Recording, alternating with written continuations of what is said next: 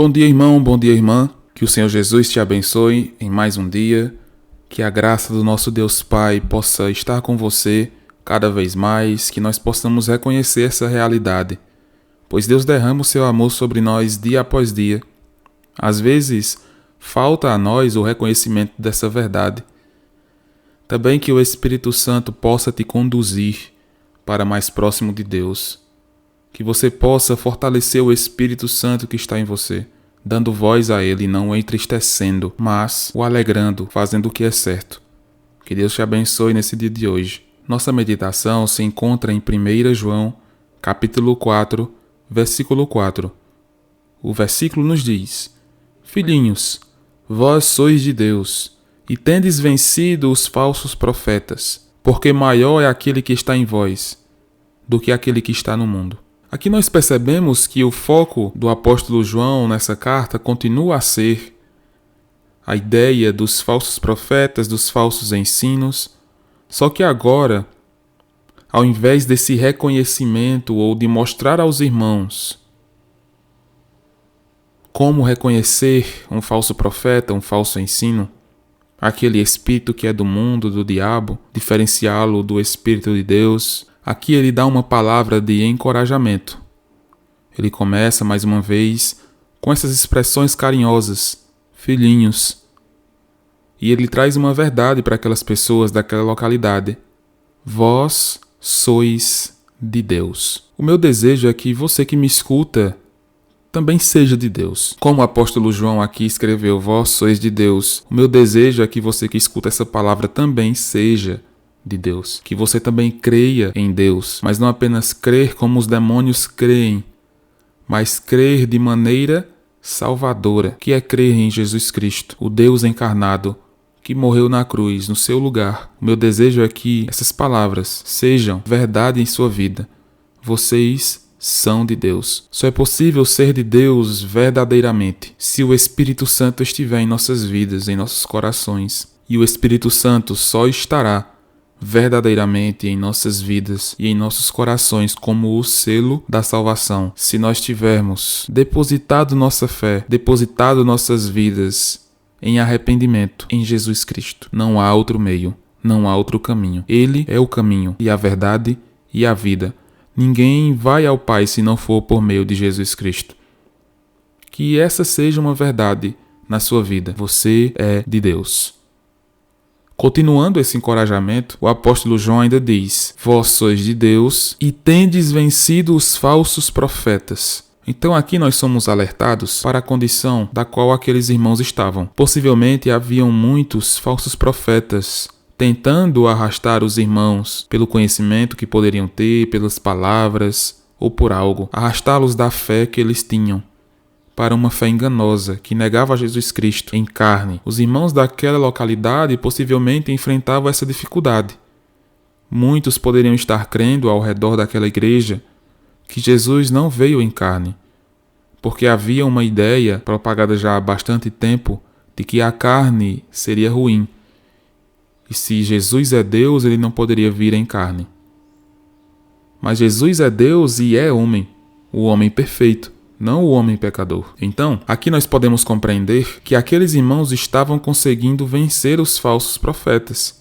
De que forma? Será que seria guerreando contra aqueles irmãos, debatendo? Eu acredito que não. Como nós já vimos anteriormente, o apóstolo João desafia aqueles irmãos a não acreditarem em qualquer ensino desses falsos profetas, mas a julgarem com base na própria palavra, com base na confissão e na vida daqueles que confessam a Jesus Cristo como o Senhor, vindo em carne.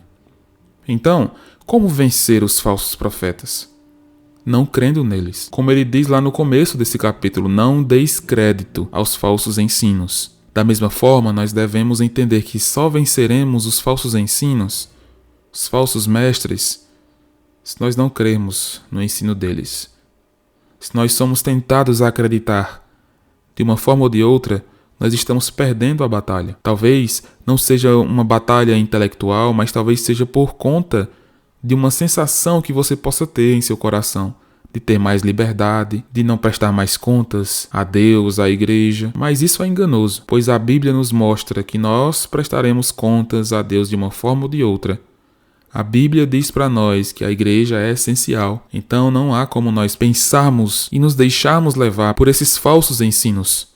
Devemos então ter cuidado e saber que só podemos vencer verdadeiramente não crendo neles. Por qual razão? Por qual razão nós venceremos os falsos profetas não crendo neles?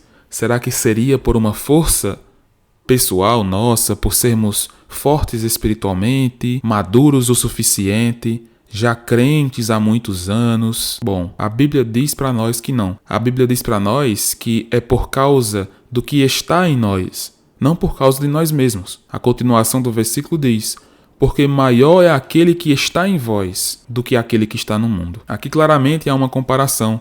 O mundo jaz no maligno. O mundo tem o príncipe dele, que é o diabo, o anticristo, e os seus seguidores. Mas o crente, os que são de Deus, os que vencem os falsos profetas, seus falsos ensinos, eles vencem porque maior é o Espírito Santo que habita neles. Maior é o Deus que está neles do que aquilo que está no mundo. Então aqui nós somos também animados a batalhar mais pela fé, porque o que está em nós é muito maior, é infinitamente maior do que qualquer outra coisa pecaminosa que está em nós ou no mundo. Precisamos acreditar cada vez mais nessa verdade. Se o Espírito Santo está em nossos corações, nós temos forças suficientes para vencer os falsos profetas, vencer o mundo, vencer o mal que está em nós, vencer nossos pecados, pelo selo que está em nós, pela garantia da salvação que está em nós, por aquele que intercede por nós junto ao Pai, o Espírito Santo, por aquele que intercede por nós com gemidos inexprimíveis, o Espírito Santo.